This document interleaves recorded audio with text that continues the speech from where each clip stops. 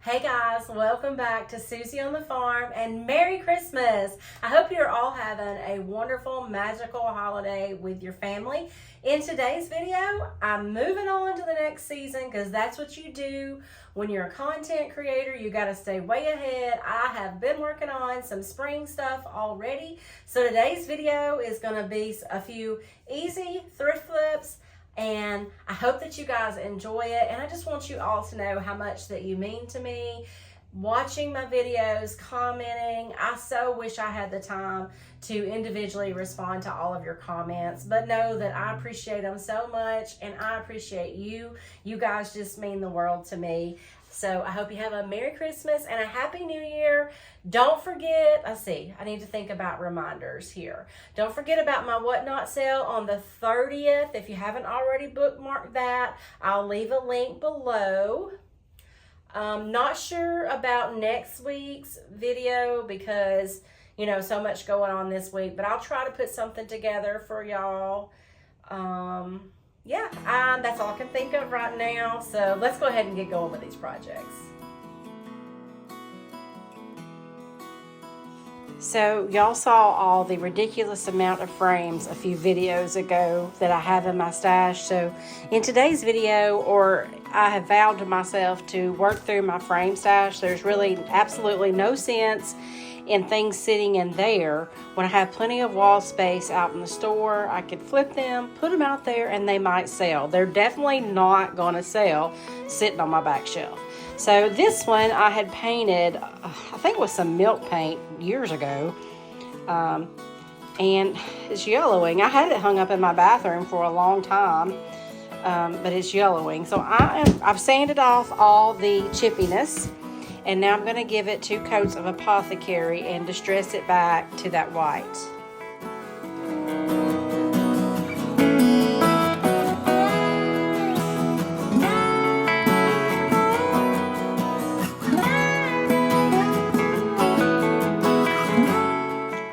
So I got this painted with 2 coats of Apothecary, and I don't know if you can see all the little textures from where it was milk painted. So it's not smooth and it's not perfect, but I want to go ahead and go with that. So I'm actually going to use sandpaper. You can distress DIY paint with a wet rag, but I want to try to bring off some more of that white too. I think there's a dark wood underneath there if I can remember correctly. So I'm just going to use some sandpaper, and as you can see, it's actually going to bring out some of the white and some of the brown. So we've got layers, and I really like that. One thing you avoid when you wet distress is all of this chalk dust, but that's okay. I'm used to a mess.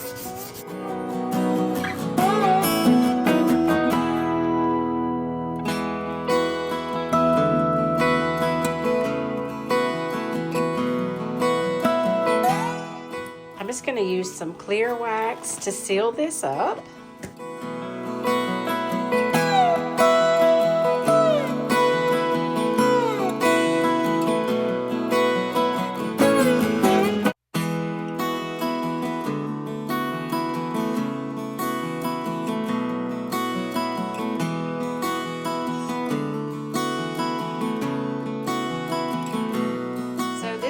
Doesn't have a back or a glass in it, but I could actually make a back for it. It would be super simple just to cut something. Instead though, I have a bunch of these clips. They're actually thumbtacks, but the thumbtacks are notorious for coming off the back. So I'm just going to glue that on there, and then I'm going to hang one of Connie's gorgeous spring pictures in there with this, and that makes it a great and an easy way to change out your artwork. If you have kids making artwork at school, it'd be a great way to hang this and display their artwork. But first, this is a little too shiny for me, so I'm going to use some gold rub and buff just to antique it up. This is antique gold, just to make it a little, see, make it a little older looking instead of so shiny and new.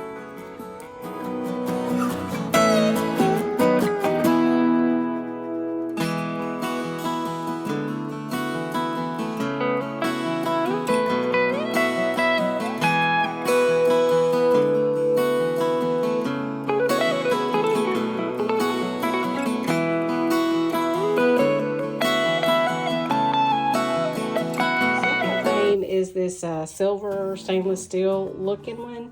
And I love the frame like it is, but I don't know, there's a bunch of scratches in it. So I'm gonna go ahead and paint it in the color that I have chosen. Let's see, how do I get this out of here?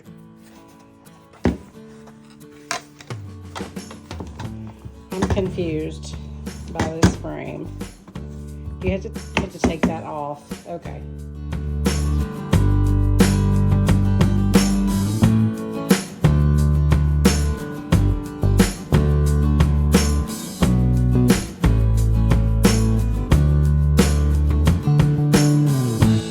Okay, the artwork I want to put in this one is the same as the tulips in that other one. This one's a 5x7. This is one of the Connie Lines and Designs. They're painted by Connie at the Painted Photographer. And it's got all these different pinks in it. So I have this one out. I'm going to use rose water on this frame. This is a Fusion Mineral Paint. Fusion Mineral Paint is an all-in-one paint. It has a sealer. It is self-leveling. And it is so easy to paint with. It really goes on like butter. So I did 2 layers on that, and now I'm just going to lightly dry brush. It's very, very subtle. I took some casement and just put it on a really soft brush, and then I just went over those flower highlights there. Like I said, you can barely see it, but it gives it just the right amount of detail. Because Fusion Paint has a sealer, only thing that is left to do is clean the glass and put this back together. And I love how it turns out. And don't forget, you can get Fusion Paint as well as DIY paint. You can get these rice papers, everything on my website, susieonthefarm.com.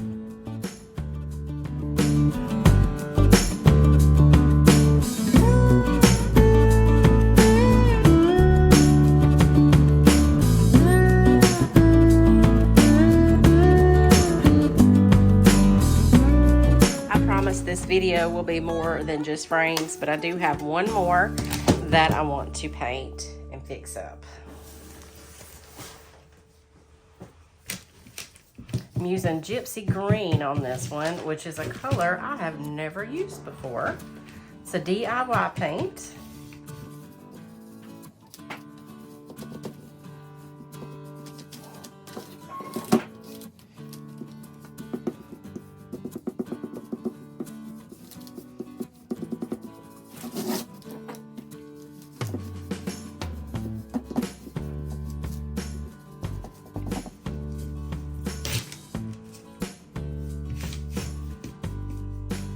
This one's probably going to get a white wax after a couple of coats.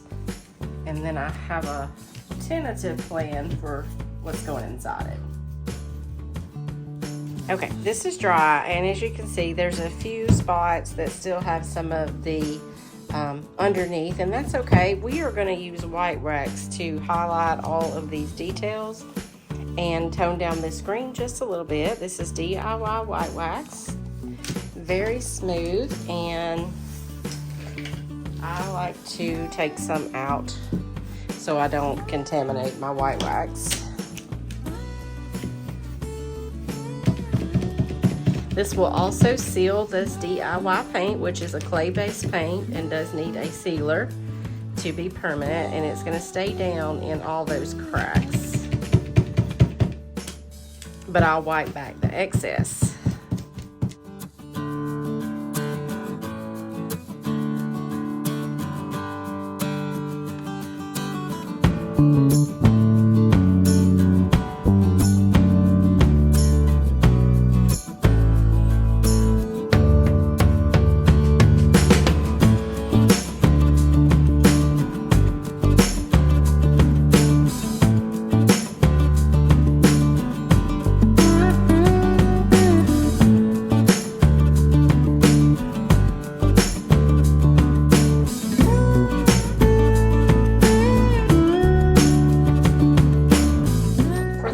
I definitely wanted to use the lovely Charlotte, but as you can see, she's not quite going to fit. So I think we're going to use the teacup instead. So it's not just a plain teacup. Come out here.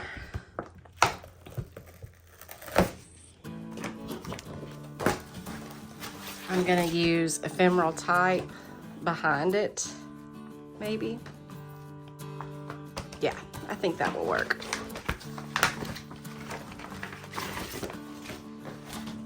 So, oh, I already had a Charlotte stamp. This is my watercolor book. I use it a lot. First thing I'm gonna do is cut out a piece the size of this frame.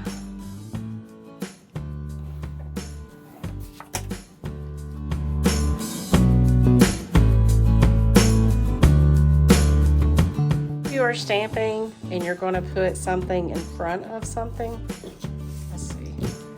Let's do it this direction. You'll want to put what you want to be on front first.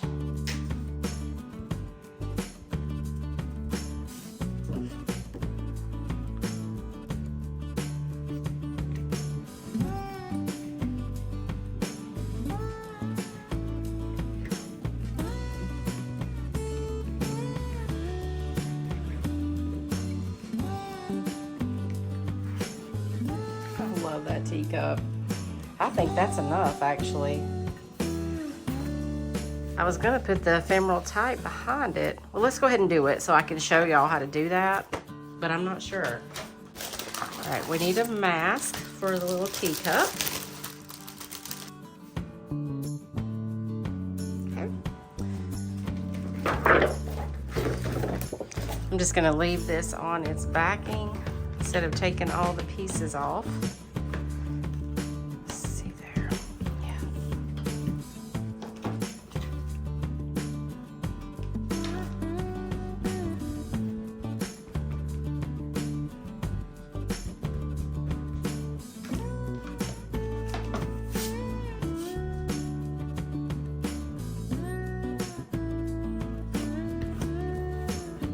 And everywhere that that mask is, the ink will not go on your project. Okay, I kind of like that too. That'll work. Oh man, this teacup gets me every time. I absolutely love it. I want to try doing watercolor on the stamp and then stamping back over it. I have plenty of the Charlotte stamp available if you didn't get one.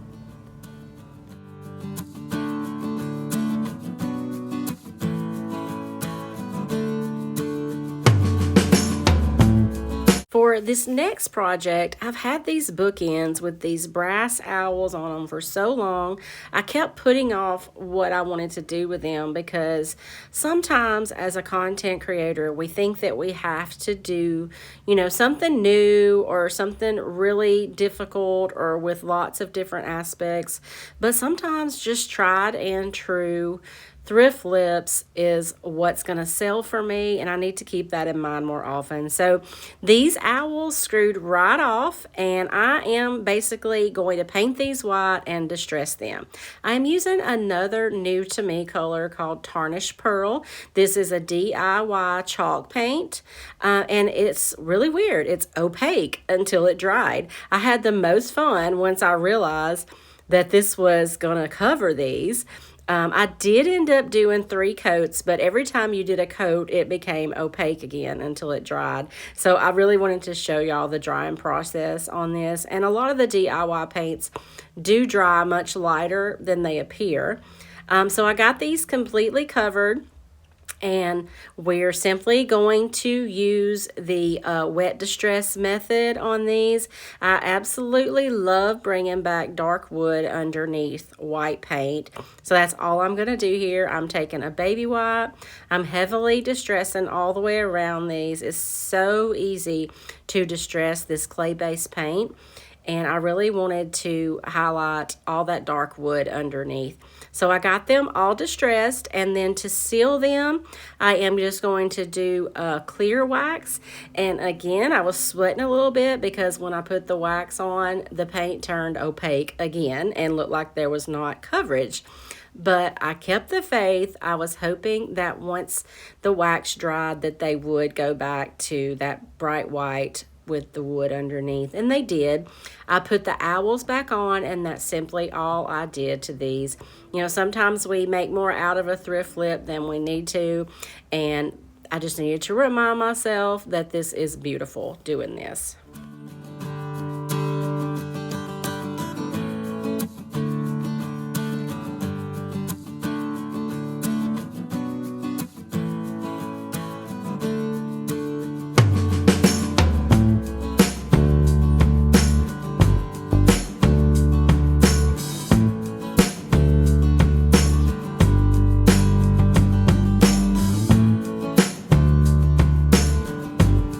So this is actually a ceramic cutting board, so it can't really be used. It is for decor only. I'm not sure what this little area is about, but we'll put some twine or something around that. And I'm going to go ahead, and since I have the tarnished pearl out, I'm going to paint it with however many coats it takes. And then we're going to do a paint inlay from the melange. So it did take 3 coats. I did front and back, drying in between with my heat gun. And I'm going to show you all that drying process again so you don't get freaked out when this happens to you. Look how much it is not opaque once you dry it. So I did do 3 coats, like I said. And I haven't done a paint inlay in a while, so we are about to do one of those. And I usually love to use the liquid patina for a paint inlay, but since this is already done with the chalk paint, and the paint inlay that I've chosen is kind of a full size, the reason I like to use the liquid patina is because it has less of those panty lines, I guess you would say, from the edges of the paint inlay, but this one really won't have any. So I did a nice even layer of paint. I used my mister bottle so that it would spread really, really evenly, and then I sprayed the paint side of my inlay. I laid it into the wet paint, and I used my hand to flatten it out, and then I also used a brayer to make sure that everything was making really good contact with that wet paint. I let it dry, and now I'm coming back after it is dried. Oh, I did re-wet that, and then I wiped off the excess, and now I had a customer come in, so I went and helped them. Came back about 20 minutes later, and it was dry. Now I'm going to re-wet the inlay. I'm going to let it sit just a minute. I'll probably dab off some more of that water, and then I'm going to take the edge and just slowly remove the backing. As you can see, this is a perfect image, and there's still plenty left on this paint inlay. If you lay it flat, you can reuse it up to 3 times. Definitely going to be reusing this one. Now, when you are sealing a paint inlay, number 1, you want to make sure it's dry first. So I took the heat gun, I zapped this to make sure that that inlay was dry. I'm taking liquid patina on a super soft bristle brush, loading it up really good, and with a really, really light hand, I'm sealing over it to make sure I don't get any smears. Okay, so something that I love to do on these cutting boards is both sides. Because I tend to get tired of things the way they are and change them around. So for the back side of this, I'm going to put a transfer on it from the Brocante booklet. I have sealed this, and I have let my sealer dry completely. Then I'm going to just take this little plastic tool and rub this image until it releases onto the cutting board.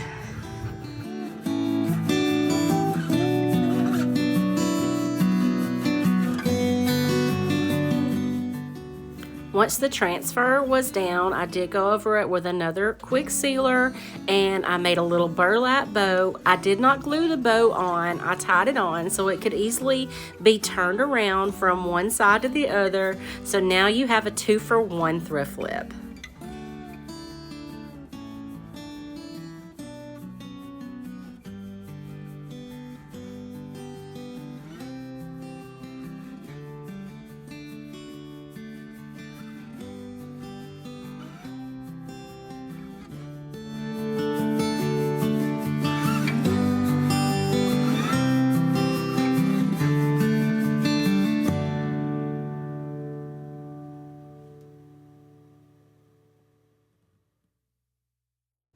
That is all of my projects for today. Thank you so much for watching. Don't forget to like this video if you enjoyed it. Leave me a comment. Let me know which project was your favorite in today's video. And I hope to see you guys again next week. And again, Merry Christmas.